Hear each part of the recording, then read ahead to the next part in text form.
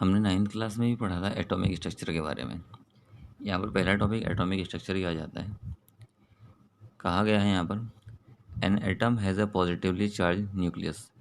Atom में एक positive charge का न्यूक्लियस होता है एंड नेगेटिवली चार्ज इलेक्ट्रॉन्स, और नेगेटिव चार्ज के इलेक्ट्रॉन्स होते हैं रिवॉल्विंग अराउंड इट, जो कि उसके चारों तरफ घूमते रहते हैं। हमने एटॉमिक स्ट्रक्चर में पढ़ा है। एटॉमिक स्ट्रक्चर के दो पार्ट होते हैं, एक तो होता है उसका न्यूक्लियस और एक उसको चारों ओर की होती है शेल।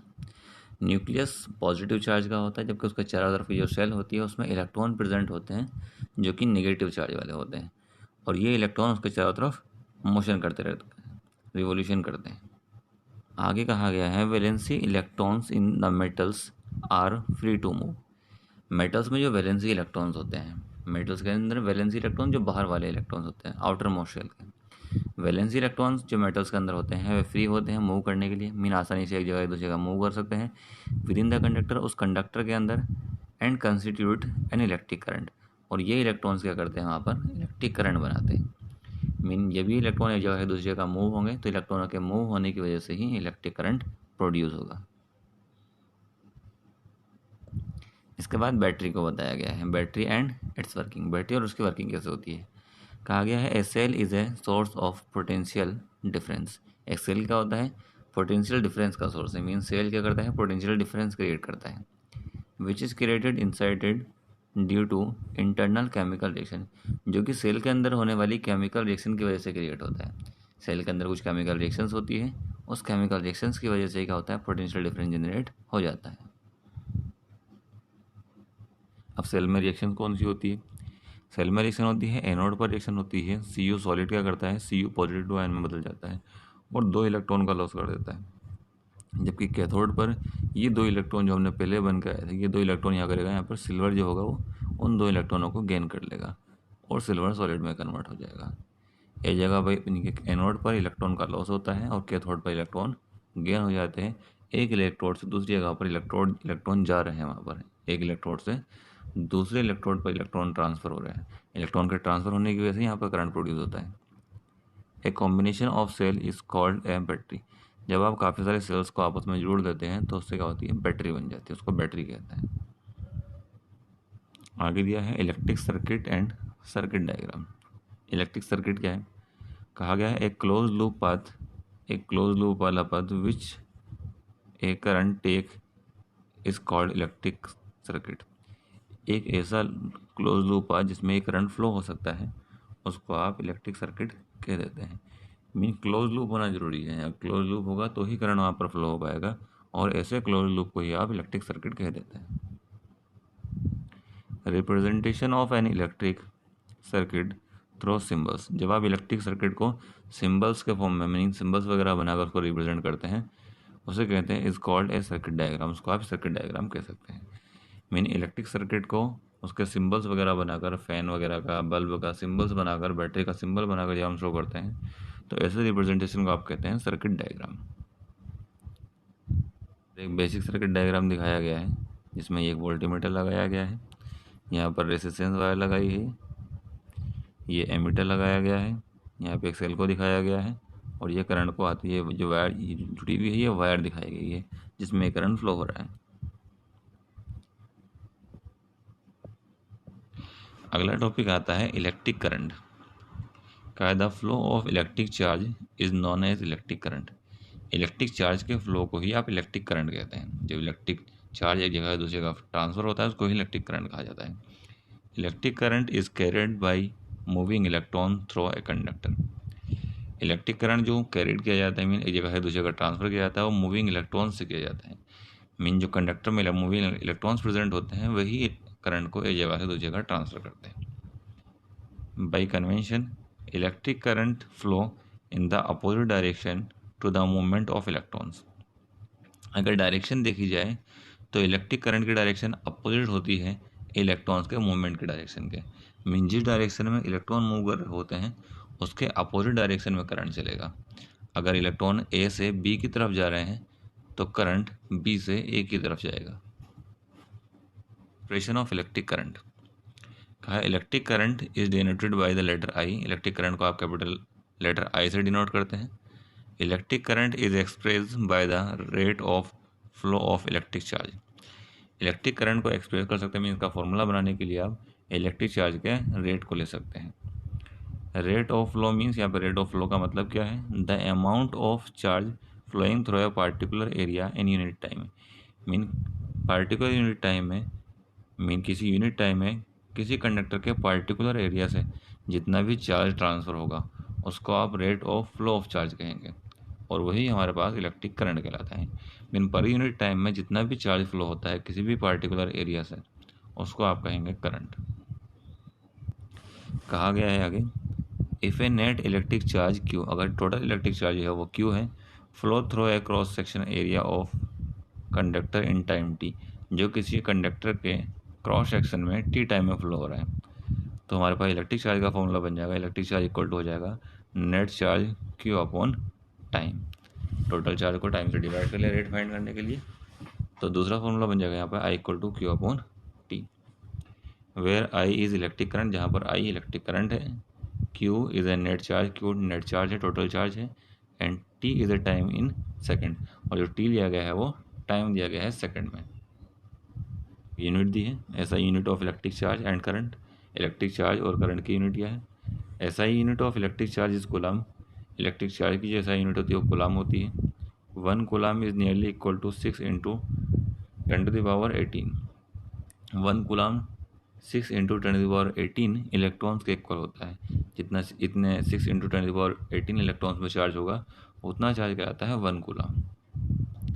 ऐसा ही unit of electric current is ampere, electric current का जैसा यूनिट है वो है ampere. Small quantity of electric current, electric current की कुछ छोटी छोटी क्वांटिटी भी, मीन कभी कहीं पर हमें बहुत कम क्वांटिटी में करंट का इस्तेमाल किया था तो उसको कैसे एक्सप्रेस करेंगे।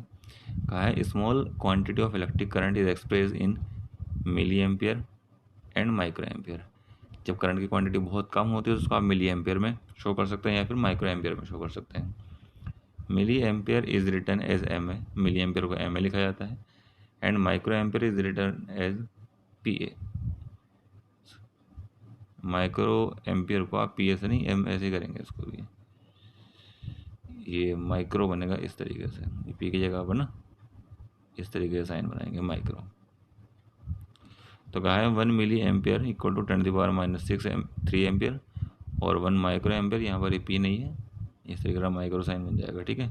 1 micro ampere equal to 10⁻⁻6 ampere, ये स्मॉल क्वांटिटी होती है इलेक्ट्रिक करंट की। आगे दिया हुआ है एमीटर, कहा है an apparatus is measure electric current in circuit. Ammeter एक ऐसा एपरेटस होता है जो कि इलेक्ट्रिक करंट को मेज़र करता है, किसी सर्किट में कितना इलेक्ट्रिक करंट फ्लो हो रहा है उसको मेज़र करने के लिए एक इंस्ट्रूमेंट का इस्तेमाल करते हैं, एपरेटस का इस्तेमाल करते हैं, जिसका आप एमीटर कह देते हैं। चार्जेस क्या है, अगला टॉपिक आता है चार्ज। क्या है, like mass the charge is the fundamental property of matter. जिस तरीके से मास फंडामेंटल प्रॉपर्टी होती है मैटर की, उसी तरीके से चार्ज भी क्या है, फंडामेंटल प्रॉपर्टीज ही है। There are 2 type of charges, charge 2 types के होते हैं, पॉजिटिव चार्ज, एक पॉजिटिव चार्ज होता है, दूसरा होता है नेगेटिव चार्ज। अगला टॉपिक आता है इलेक्ट्रिक पोटेंशियल। कहा है the amount of electric potential energy at a point is called electric potential. किसी पॉइंट पर जितनी भी पोटेंशियल एनर्जी प्रेजेंट होती है उसको आप कहते हैं इलेक्ट्रिक पोटेंशियल। अगला टॉपिक आता है potential difference, the difference in the amount of electric potential energy. Potential energy में जितना भी डिफरेंस होगा अमाउंट में उसको आप कहेंगे potential difference between 2 point, mean 2 points की आप पोटेंशियल एनर्जी ले लीजिए, उनके बीच में जितना भी डिफरेंस होगा वो कहलाएगा potential difference. In a circuit is called electric potential difference, उसको आप इलेक्ट्रिक पोटेंशियल डिफरेंस कह देते हैं। Electric potential difference is known as voltage, electric potential difference को आप वोल्टेज भी कह सकते हैं।